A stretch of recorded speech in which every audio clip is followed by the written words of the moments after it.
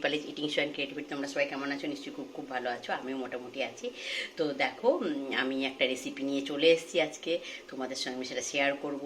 তোমরা কিন্তু অবশ্যই এই ভিডিওটা শেষ অবধি দেখো, আর অবশ্যই কিন্তু একটা লাইক দিও দেখার শুরুতে, আর অবশ্যই একটা মিষ্টি কমেন্ট করো, আর বন্ধুদের সঙ্গে শেয়ার করো যাতে তারাও এই রেসিপিটা বানিয়ে খেতে পারে।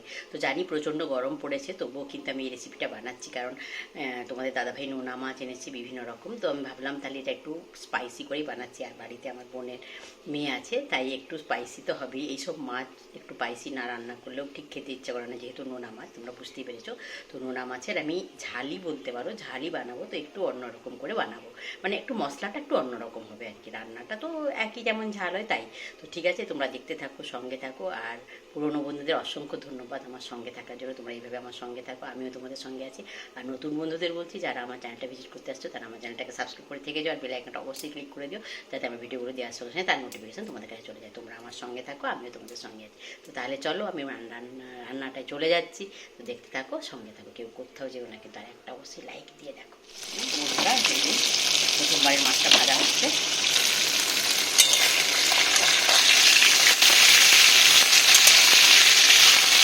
মাছগুলো কিন্তু খুবই নরম হয়, এই মাছগুলো খুবই নরম হয়, খুব সাবধানে ভাজতে হয়।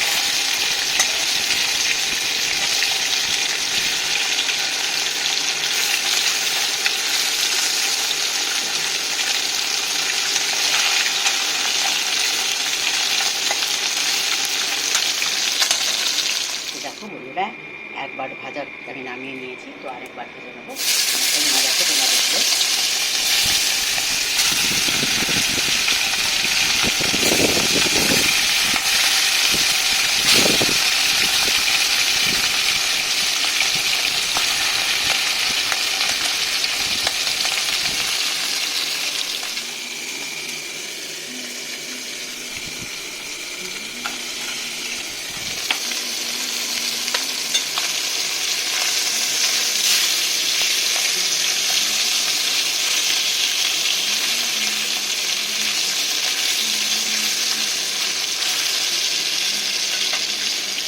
তো দেখো বন্ধুরা, এখানে এই যে মাছগুলো আমি অলরেডি ভেজে নিয়েছি, এবার আমি তরকারিটাতে যাব। তো দেখো, সর্ষের তেল দিয়ে আমি রান্নাটা করবো। এসব রান্না না সর্ষের তেলে খুব ভালো হয়। তো আমি বলেছি তো এটা একটু স্পাইসি হবে, মানে মশলাটা আমি একটু বেশি ইউজ করবো, তেল মশলাটা। না হলে এই যে দেখছো না, এগুলো সমুদ্রের মাছ, এগুলো কিন্তু মানে খেতে খুব একটা টেস্ট হয় না। তো তাই আমি দেখলে কড়াইতে তেল দিয়ে দিলাম, দিয়ে এরপরে একে একে কি দিচ্ছি তোমরা দেখতে থাকো। এবারে আমি দিলাম গোটা জিরে, আর দেবো একটু কালো জিরে,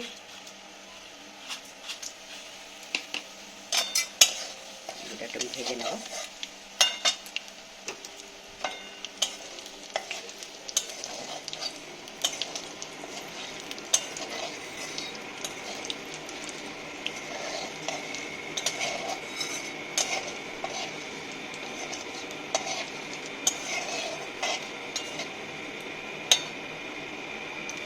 দেখো, এটা আমার ভাজা হয়ে গেছে। এবারে আমি এই যে দেখছো না, পেঁয়াজ কুচি আর কাঁচা লঙ্কা কুচি দিচ্ছি।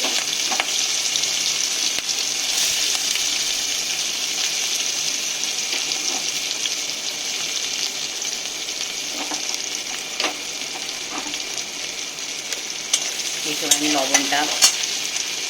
লবণটা অ্যাড করবো, কিন্তু মাছ ভাজা যেহেতু আমি অনেকটাই লবণ দিয়েছি, তাই আমাকে আর কোনো সবজিও দিচ্ছি না, শুধু মাছের প্রতি, তাই আমাকে লবণটা একটু চিন্তা ভাবনা করে দিতে হচ্ছে, মানে যাতে নুন না হয়ে যায়।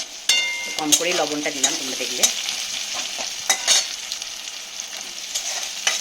তো আমি এমনিতে পেঁয়াজগুলো লাল লাল করে ভাজি, কিন্তু এই তরকারিটাতে আমি কিন্তু পেঁয়াজটা খুব বেশি লাল করে ভাজবো না, কারণ এটা যেহেতু ঝাল হচ্ছে, ঝালে পেঁয়াজটা, তারপর সমুদ্রের মাছের ঝাল, তাই আমি এটাকে বেশি করে ভাজছি না। দেখো বন্ধুরা, এই যে বললাম না পেঁয়াজটা বেশি ভাজবো না। তো এখন আমি যেটা অ্যাড করবো সেটা হচ্ছে একটা টমেটো। টমেটোটাও একটু বেশি দিন রান্না হয়ে গেছে, তাই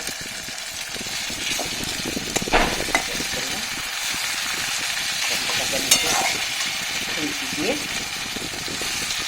করে দিচ্ছি।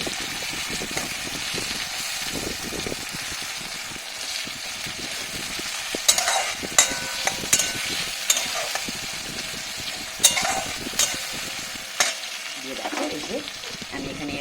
পোস্ত, সাদা সর্ষে, কালো সর্ষে, পেঁয়াজ, কাঁচা লঙ্কা বেটে রেখেছি। তো সেটাই আমি কী কী দিলাম দিলেন, যেটা বেটেছি কী কী, যে বাটার সময় তোমাদের দেখানো হয়নি। তো এতে আছে পোস্ত আছে, সর্ষে আছে, দু রকমের সর্ষে আছে, একটা কালো সর্ষে, একটা সাদা সর্ষে, আর পোস্ত আছে, আর আছে কাঁচা লঙ্কা, আর আছে কাঁচা পেঁয়াজ। তো এইটা আমি বেটে নিয়েছি। এর সঙ্গে আমি একটু এবারে হলুদ দিয়ে দেবো, দিয়ে এটাকে আমি একটু ভালো করে কষিয়ে নেব।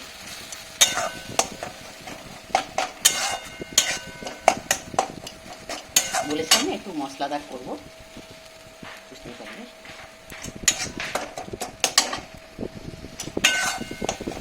ভালো করে কষাবো।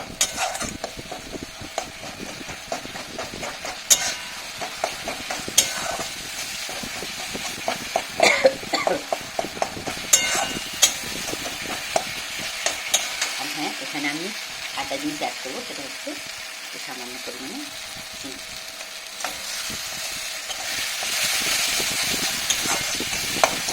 হালকা জল দিয়ে দিই, কষাতে সুবিধে হবে।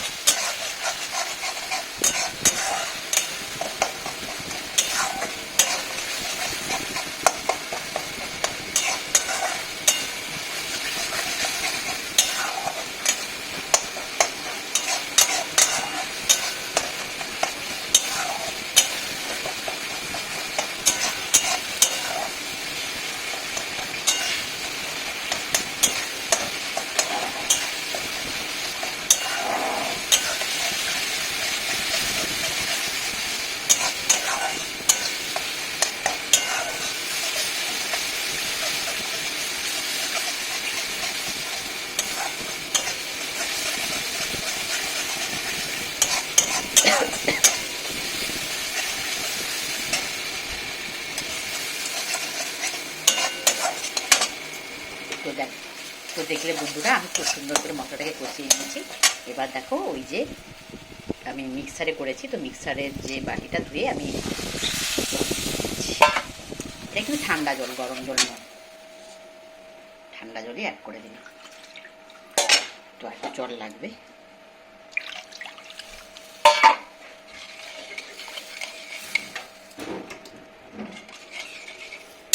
আর মাছটা তো দেখেছো আমি ভেজে রেখেছি, ওতে বেশিক্ষণ লাগবে না এটা হতে, তাই বেশি জল আর দিলাম না, এই জলটাই দিলাম। এবার ফুটে উঠলেই কিন্তু আমি মাছগুলো ছেড়ে দেবো। দেখো বন্ধুরা, ফুটে উঠেছে, ঝোলটা ফুটে উঠেছে। এবার মাছগুলো ছেড়ে দিচ্ছি।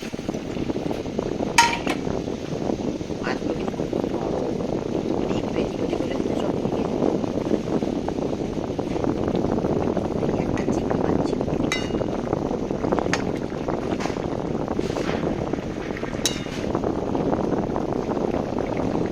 বেশি নাড়াচাড়া করানো যাবে না, বেশি নাড়াচাড়া করলে না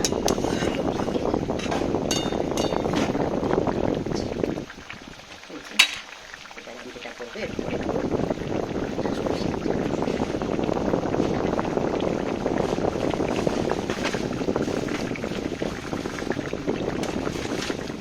বন্ধুরা হয়ে এসছে প্রায়। আমি দুটো কাঁচা পাকা লঙ্কাও অ্যাড করে দিলাম।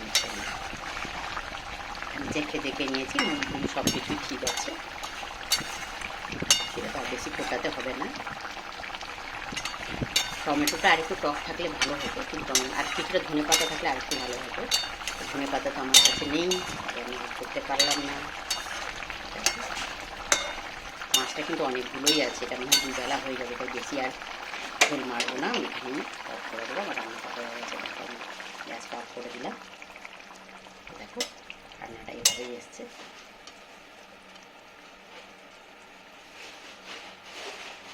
হয়ে এসছে রান্নাটা। তোমরা কিন্তু বলো কেমন হয়েছে। আমি বললাম কিন্তু ভালোই হয়েছে, আমি টেস্ট করলাম তো নুনটা হয়েছে কিনা, তো ভালোই হয়ে করেও তোমাদের একবার দেখিয়ে দিলাম, ভালো দিয়ে দেখাচ্ছিলাম। আরেকবার তোমাদের আরও অফ করেও দেখিয়ে দিলাম। তো এই যে একটাই চিংড়ি মাছ আছে, তো ওটাকে একটু উপরে রেখে দিলাম, যাতে তোমরা দেখতে পাও।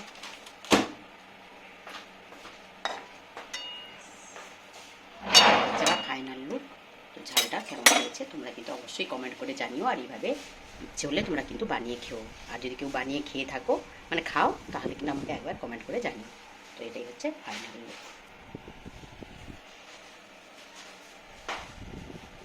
তো বন্ধুরা, ঝালটা আমি দেখিয়ে দিলাম, সমুদ্রের বিভিন্ন রকম সমুদ্রের মাছের ঝালটা তোমাদের কাছে আমি শেয়ার করলাম রেসিপিটা। তোমরা কিন্তু ভালো লাগলে অবশ্যই বানিয়ে খেও, আর অবশ্যই কিন্তু আমার ভিডিওটা শেষ অবধি দেখো, লাইক করো, কমেন্ট করো, বন্ধুদের সঙ্গে শেয়ার করো। তো সবাইকে এখানে আমি ভিডিওটা শেষ করছি, সবাইকে বলছি সবাই খুব ভালো থেকো, সুস্থ